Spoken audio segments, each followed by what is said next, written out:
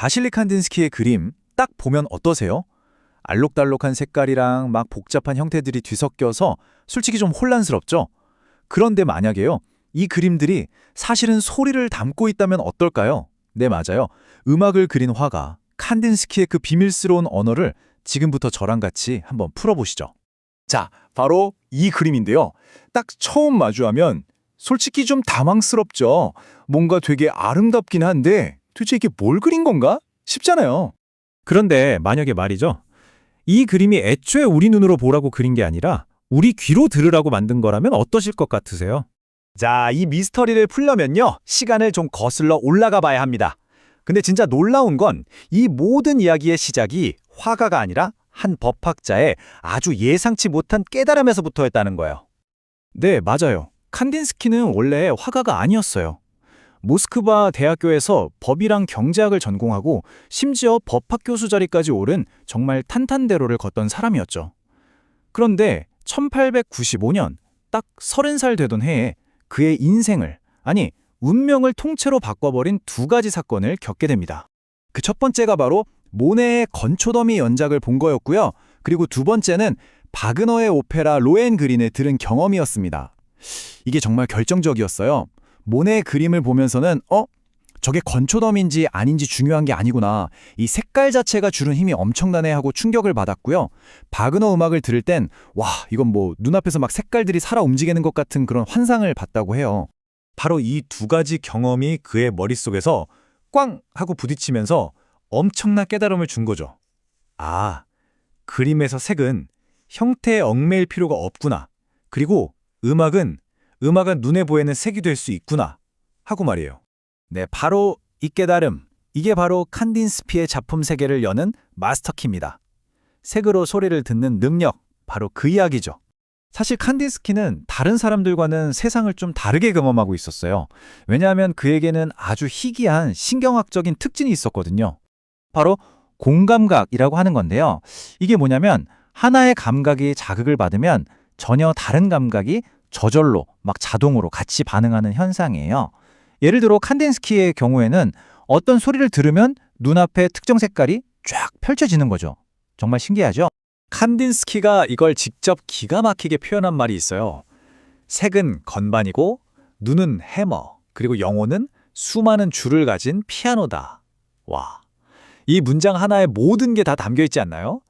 그에게 캔버스는 그냥 그림 그리는 판이 아니라 악보였던 거고요. 붓질 하나하나가 곧 연주였던 셈이죠. 자, 이제 우리 손에 열쇠가 쥐어졌습니다. 그럼 이 열쇠를 가지고 그의 시각적 교향곡을 한번 제대로 읽어보러 가볼까요? 바로 이 작품입니다. 1911년작 인상 3번 콘서트. 제목에서도 알 수 있듯이 작곡가 아르놀트 슈엔베르크의 콘서트를 듣고 나서 그 감동이 채 가시기도 전에 그린 그림이에요. 언뜻 보면 정말 혼란스러워 보이는데 이걸 분석해보면 진짜 깜짝 놀랄 만한 질서가 숨어 있어요. 믿기시나요? 이 격정적으로 보이는 그림이 구도 안정성이 거의 완벽에 가까운 95%나 된대요. 그리고 그림 전체를 딱 지배하는 색깔이 두 개가 있는데 바로 공격적인 느낌의 노란색과 완전한 침묵을 상징하는 검은색이에요. 이 두 색이 꽝 부딪히면서 쇤베르그 음악의 그 팽팽한 긴장감을 시각적으로 빵 터트리는 거죠. 더 놀라운 거 뭔지 아세요? 이 모든 걸 콘서트 다녀온 지 딱 3일 만에 그렸다는 거예요. 그 음악에 얼마나 즉각적이고 강렬하게 반응했는지 느껴지시죠? 하지만 칸딘스키는 이런 감정의 폭발에만 머물지 않았습니다. 한 10년쯤 지나고 나면요, 그의 스타일이 와, 이렇게나 극적으로 변합니다. 보이시죠? 즉흥적이고 뜨거운 표현에서 아주 체계적이고 차가운 기하학으로요. 대체 이 변화는 뭘 의미하는 걸까요? 초기에 그렸던 자유로운 추상이 칸딘스키 자기 내면의 감정을 막 쏟아내는 거였다면 이 후기 기하학적 추상은 훨씬 더 큰 목표를 가지고 있었어요. 그건 바로 나만 아는 언어가 아니라 누구나 배우고 이해할 수 있는 보편적인 시각 언어를 만들겠다 하는 거였죠.